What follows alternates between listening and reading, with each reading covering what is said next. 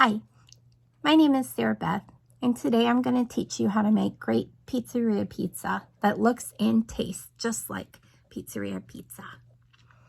So your recipe is going to include 1 teaspoon of garlic salt, 4 cups of water, 5 teaspoons of yeast, and I use active yeast, and 8 cups of flour.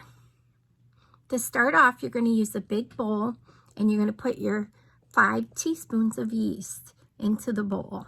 This is going to make a double batch so that you'll have pizza to last several days. The dough will last in your refrigerator, the part that you don't use, for up to 1.5 to 2 weeks. So you're going to have your yeast in there, the 5 teaspoons. Then you're going to go ahead and I use a Pyrex measuring cup, and I fill it with 2 cups of water. I put it in my microwave for a minute, and then I pour it into my bowl with the yeast. I fill it up one more time with 2 cups of water. I put it in the microwave for 1 minute, and then I pour it into the bowl with the yeast and the other 2 cups of water. You don't want your water to be boiling hot. If it does get boiling, then you're going to need to dump some out and put some cold water into it because it'll kill the yeast. So now we're going to leave that and let it get nice and frothy for a few minutes, and then we'll continue. So after I've put the water and the yeast together, I usually double the recipe that's shown so that I can make 2 sets of pizzas, because you can keep the extra dough in the fridge up to 2 weeks. And so I put 8 cups of dough, and in here I start out with about 7, and then I use my spoon to work it by just going, around and around with it. Then I put a little more flour in there, another cup, and then I transfer it over to my sink where I can work on kneading it until it's just the right texture. So this is how I work my dough.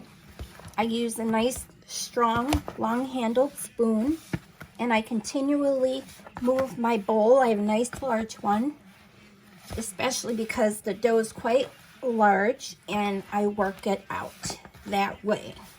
And I keep working it for quite a while until I get to the stage where I knead it with my hands. So now I'm to the part where I'm going to knead my dough, and I want to get it kneaded to the consistency of that it doesn't stick to my fingers.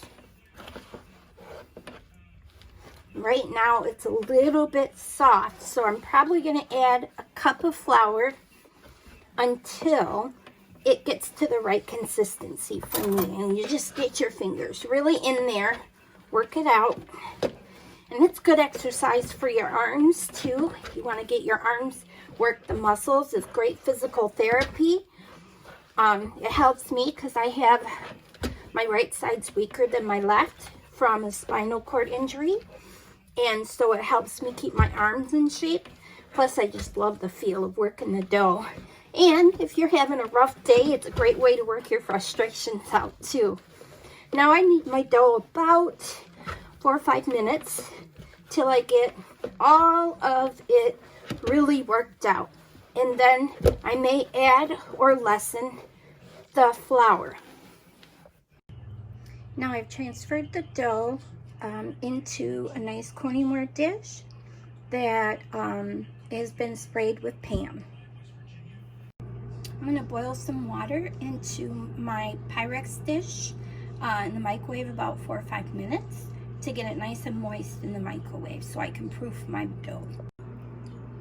As you can see, my water's boiling, and I'm going to put my dough in there with the Corningware dish, and that's how the dough should look when it goes into the dish. Now I'm going to pour the water into this dish here. and fill it up.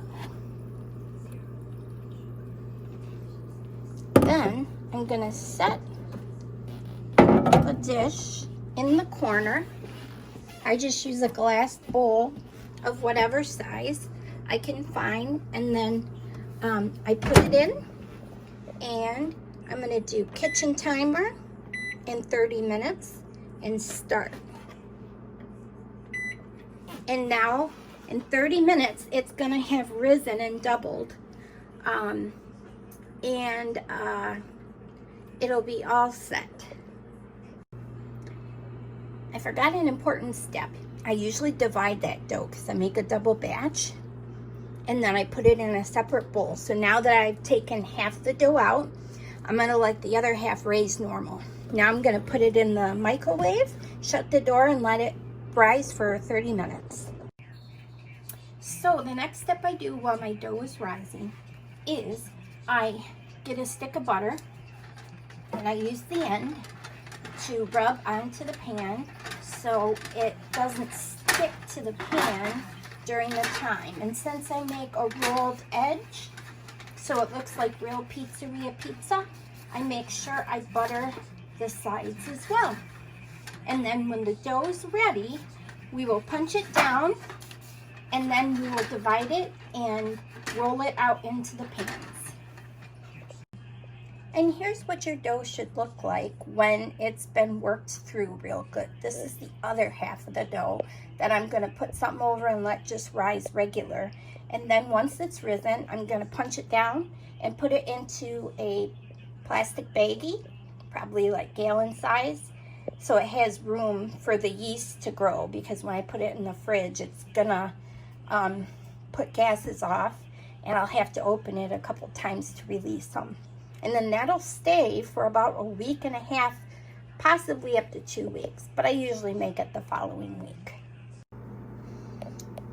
Okay, so I've put a half a stick of butter with a tablespoon of garlic salt blend that we got from Gordon's Foods. I'm gonna put it in the microwave for about 30 seconds to a minute to melt it down. And that's what we're gonna use to brush the pizza crust onto that after I get it rolled out. Now I'm going to work the dough one more time. I punched it down and I put a little extra flour in there just so that it gets just right. It's come from being risen, and I punched it down. So now I'm going to work it really good, and then I'm going to be ready to put it onto the buttered pans. Now here's the butter that I microwaved, and I have the garlic stuff kind of went down to the bottom, so I'm going to use a spoon and stir it up and then set it aside. Okay, so I've put that flour on top. I punched it down, kind of doing like this, and then I flipped it, shook the excess flour off onto the bottom and put it back down, and did a little more punching down and just making sure it was nice and easy and soft and nothing sticks to my hands. Now I'm going to take out a certain amount, and I'm going to start to roll it onto these pans. Then I'm going to take this butter mixture, and I'm going to get my little brush. I'm going to mix it up, and that's what's going to get brushed onto the pizza dough. Okay, so now I've grabbed a hunk of the dough, and I'm going to do this small one for my sister Pam. And I'm just going to work the dough. If you have a large space to roll your dough out, you can do that. I just kind of stretch it a little, and then I work it onto the pan, and then I'll show you what I do next.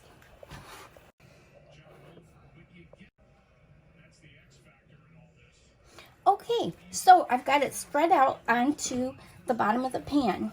Now here comes my trick that makes it look like pizzeria pizza. We're gonna roll an edge, and then we're gonna stretch it back out to the end. And when this bakes up, it's going to look like a regular pizza from a pizzeria with a real pizzeria crust. And then it just doubles it up. And then I'm gonna do it over all 4 edges. And I'm going to do that with all my pans. Okay, here's the fun part. Now we get to use the butter solution with the garlic. It's a garlic salt mixture from Gordon's. And we make sure we get some seasonings on there from the bottom. And we just do a light coat of butter along the crust. If you just want it on the crust, you can do that. But if you like butter, and we do, we put it along the bottom of the pan as well. And after that, we're going to put our toppings on. And now it's nice and butter garlicked and ready to put your toppings on. So I've buttered all my pans. This pizza will last for quite a while. And I'm getting ready to put the toppings on now. I'm ready. Okay, so now I've got, Jim gets some awesome cheese at Gordon's. It's called Prima Gusto, and it is low moisture mozzarella cheese. And we put the cheese on first.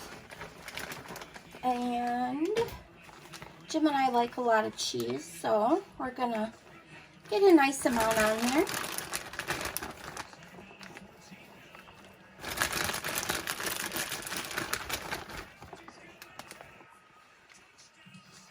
And I'm going to go through and put mozzarella cheese on all of these.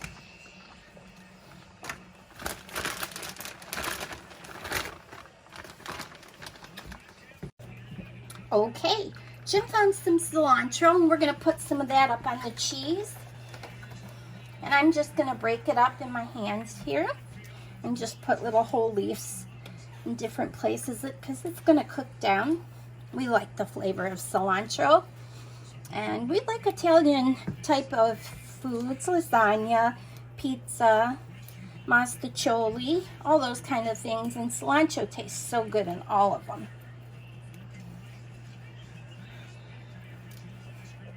Next up is our onions. We all like onions, so we're going to put a decent dose of them on there. And they should absorb some of the cilantro flavor. And then we'll put the meat on top.